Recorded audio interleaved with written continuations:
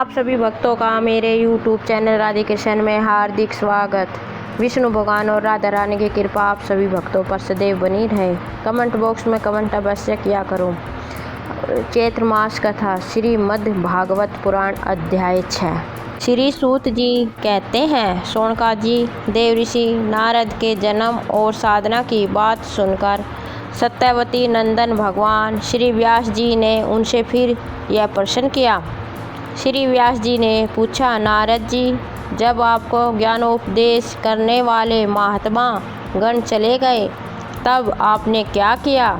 उस समय तो आपकी अवस्था बहुत ही छोटी थी। स्वयंभू आपकी शेष आयु किस प्रकार व्यतीत हुई और मृत्यु के समय आपने किस विधि से अपने शरीर का परित्याग किया? देव ऋषि, काल तो सभी वस्तुओं को नष्ट कर देता है। उसने आपकी इस पूर्व कल्प की स्मृति का कैसे नाश नहीं किया? श्री नारद जी ने कहा, मुझे ज्ञानोपदेश करने वाले महात्मागण जब चले गए तब मैंने इस प्रकार अपना जीवन व्यतीत किया। यद्यपि उस समय मेरी अवस्था बहुत ही छोटी थी। मैं अपनी माँ का एकलौता लड़का था। एक तो वह स्त्री थी, दूसरे मूढ़ और तीसरे दासी थी। मुझे भी उसके सिवा और कोई सहारा नहीं था। उसने अपने को मेरे स्नेह पास से जकड़ रखा था।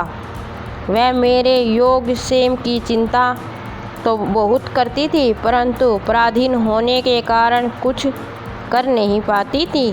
जैसे कठपुतली नाचने वाले की इच्छा के अनुसार ही नाचती है, वैसे ही यह सारा संसार ईश्वर के अधीन है।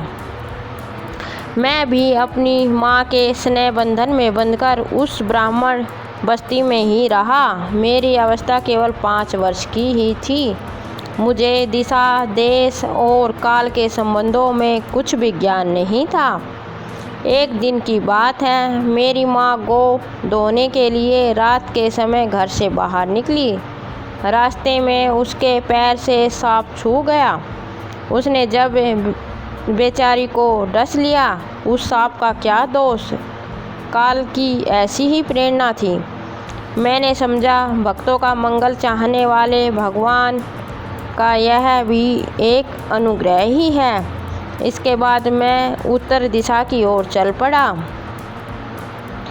उस ओर मार्ग में मुझे अनेकों धन धान्य से संपन्न देश, नगर, गांव, हीरों की चलती फिरती बस्तियां, खाने, खेड़े, नदी और पर्वतों के तटवर्ती पहाड़, वाटिकाएं, वन, उपवन और रंग बिरंगी धातुओं से युक्त विचित्र पर्वत दिखाई पड़ रहे थे। कहीं कहीं जंगली वृक्ष थे जिनकी बड़ी बड़ी शाखाएं हाथियों ने तोड़ डाली थी। शीतल जल से भरे हुए जलाशय थे जिनमें देवताओं के काम में आने वाले कमल थे।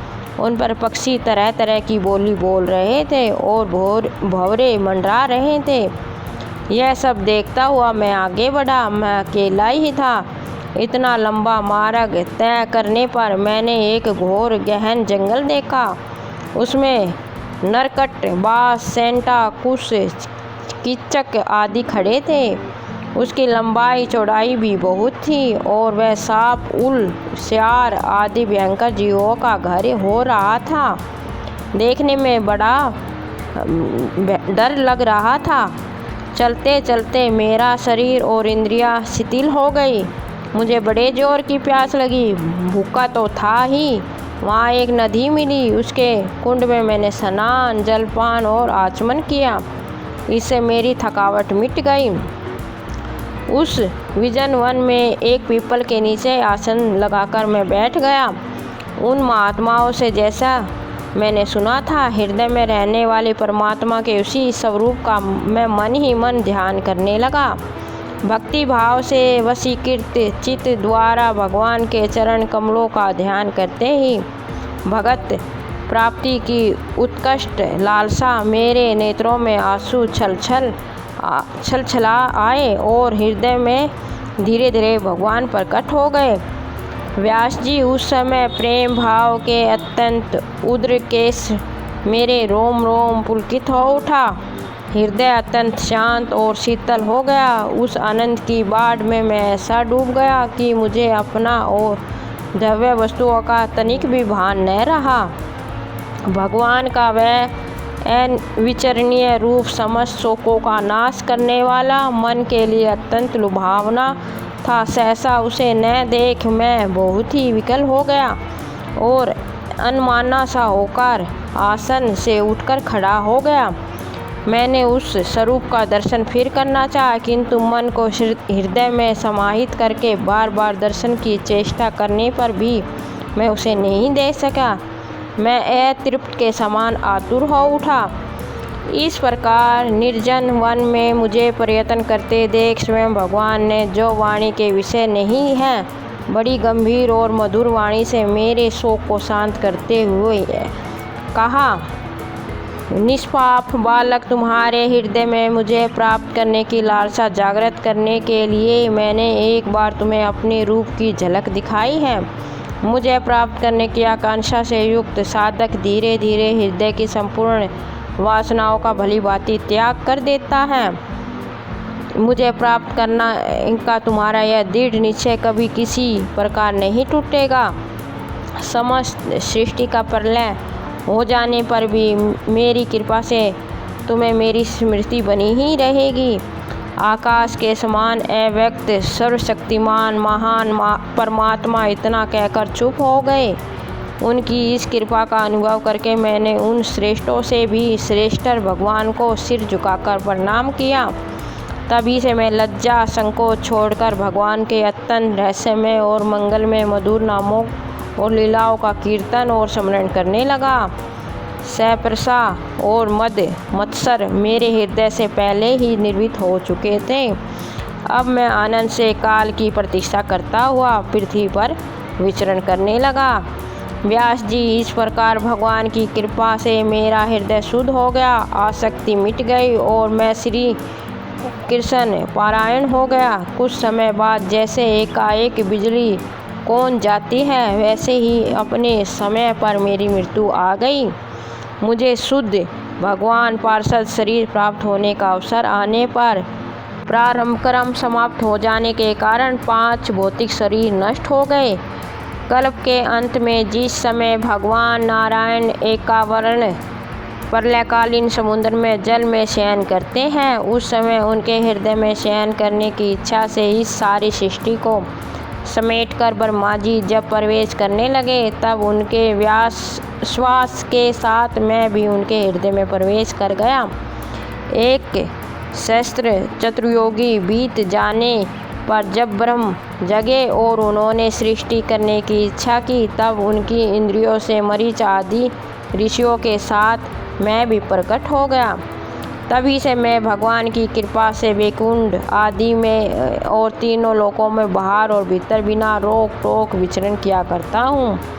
मेरे जीवन का वर्त भगवान जन अखंड रूप से चलता रहता है। भगवान की दी हुई इस स्वर ब्रह्म से विभूतित वीणा पर तान छेड़कर मैं उसकी लीलाओं का गान करता हुआ सारे संसार में विचरता हूँ। ऋषभ, गंधार, मध्यव, पंचम, देवत और निषाद, यह सातों स्वर ब्रह्म व्यंजक होने के नाते ही ब्रह्म रूप कहे गए हैं। जब मैं उनकी लीलाओं का गान करने लगा, तब वह प्रभु जिनके चरण कमल समस्त तीर्थों के उद्यम स्थान है और जिनका योगान मुझे बहुत ही प्रिय लगता है, बुलाए हुए की भांति तुरंत मेरे हृदय में आकर दर्शन देते हैं। जिन लोगों का चित्त निरंतर विष भोगों की कामना से आतुर हो रहा है, उनके लिए भगवान की लीलाओं का कीर्तन संसार सागर से पार जाने का जहाज है। यह मेरा अपना अनुभव है। काम और लोभ की चोट से बार बार घायल हुआ हृदय श्री कृष्ण सेवा जैसे प्रत्येक शांति का अनुभव करता है। यम नियम आदि योग मार्गों से वैसी शांति नहीं मिल सकती। व्यास जी, आप निष्पाप हैं। आपने मुझसे जो कुछ पूछा वह सब अपने जन्म और साधना का रहस्य तथा आपकी आत्मा तुष्टि का उपाय मैंने बतला दिया है। सूत जी कहते हैं, शौनकादि ऋषियों देवऋषि नारद ने व्यास जी से इस प्रकार कहकर जानने की अनुमति ली और वीणा बजाते हुए स्वच्छंद विचरण करने के लिए चल पड़े। आहा, यह देवऋषि नारद धन्य हैं, क्योंकि यह सड़न गणपाणी भगवान की कीर्ति को अपनी वीणा पर गा गा कर स्वयं को आनंद मगन होते हैं, साथ साथ इस त्रिपाप्त जगत को भी आनंदित करते रहते हैं। श्री भागवत महापुराण अध्याय 6 समाप्त। जय श्री कृष्ण। राधे राधे। श्री भागवत महापुराण अध्याय 7। इस अध्याय में बताया गया है कि किस प्रकार अश्वत्थामा द्वारा द्रौपदी के पुत्रों का मारा जाना और अर्जुन के द्वारा अश्वत्थामा का मान मर्दन करना। श्री शौनक जी ने पूछा, सूत जी, सर्वज्ञ और सर्वशक्तिमान व्यास भगवान ने नारद जी का अभिप्राय सुन लिया, फिर उनके चले जाने पर उन्होंने क्या किया? श्री सूत जी ने कहा, ब्रह्म नदी सरस्वती के पश्चिम तट पर श्यामप्रास नाम का एक आश्रम है। वहाँ ऋषियों के यज्ञ चलते ही रहते हैं। वहीं व्यास जी का अपना आश्रम है। उसके चारों ओर बेर का सुंदर वन है। उस आश्रम में बैठकर उन्होंने आचमन किया और स्वयं अपने मन को समाहित किया। उन्होंने भक्ति योग के द्वारा अपने मन को पूर्णतः एकाग्र और निर्मल करके आदि पुरुषों परमात्मा और उनके आश्रम में रहने वाली माया को देखा। इसी माया से मोहित होकर यह जीव 3 गुणों से अतीत होने पर भी अपने त्रिगुणात्मकता मान लेता है और इन मानता के कारण होने वाले अनर्थों को भोगता है। इन अनर्थों की शांति का साक्षात साधन है केवल भगवान का भक्ति योग।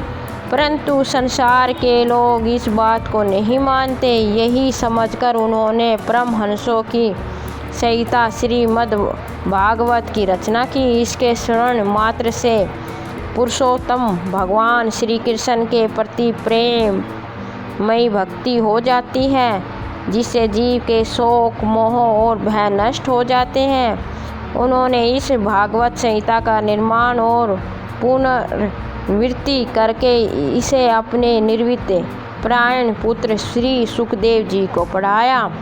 श्री शौनक जी ने पूछा, श्री सुखदेव जी तो अत्यंत निर्वित प्रायण हैं, उन्हें किस भी वस्तु की अपेक्षा नहीं है, वह सदा आत्मा में ही रमण करते हैं। फिर उन्होंने किस लिए इस विशाल ग्रंथ का अध्ययन किया? श्री सूत जी ने कहा, जो लोग अज्ञानी हैं, जिनकी अविद्या की गांठ खुल गई है और जो सदा आत्मा में ही रमण करने वाले हैं, वह भी भगवान की हेतु रहित भक्ति किया करते हैं, क्योंकि भगवान के गुण ही ऐसे मधुर हैं जो सबको अपनी ओर खींच लेते हैं। फिर श्री सुखदेव जी तो भगवान के भक्तों के अत्यंत प्रिय हैं और स्वयं भगवान वेद व्यास के पुत्र हैं। भगवान के गुणों ने उनके हृदय की ओर अपनी खींच लिया है और उन्होंने उसे विवश होकर इस विशाल ग्रंथ का अध्ययन किया है। शौनक जी, अब मैं राजश्री परीक्षित के जन्म कर्म और मोक्ष की तथा पांडवों के स्वर्ग रोहण की कथा कहता हूँ, क्योंकि इन्हीं से भगवान श्री कृष्ण की अनेक कथाओं का उदय होता है। जिस समय महाभारत युद्ध में कौरव और पांडु दोनों पक्षों के बहुत से वीर गति को प्राप्त हो चुके थे और भीमसेन की गदा के प्रहार से दुर्योधन की जांघा टूट चुकी थी, तब अश्वत्थामा ने अपनी स्वामी दुर्योधन का प्रिय कार्य समझकर द्रौपदी के सोते हुए पुत्रों के सिर काटकर उसे भेंट किए।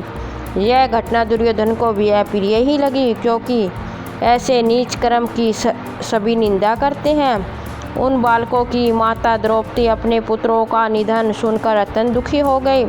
उसकी आंखों से आंसू छलकने लगे, वह रोने लगी। अर्जुन ने उसे सांत्वना देते हुए कहा, कल्याणी, मैं तुम्हारे आंसू तब तक पोंछूंगा जब तक आतशीय हूँ। ब्राह्मण धम का सिर गांडीव धनुष के बाणों से काटकर तुम्हें भेंट करूँगा और पुत्रों की शांति क्रिया के बाद तुम्हें उस पर पैर रखकर स्नान करोगी। जय श्री कृष्ण। जय राधा रानी की। आपको मेरा वीडियो कैसा लगा कमेंट बॉक्स में अवश्य बताएं। मेरे वीडियो को लाइक शेयर और चैनल को सब्सक्राइब करें। धन्यवाद।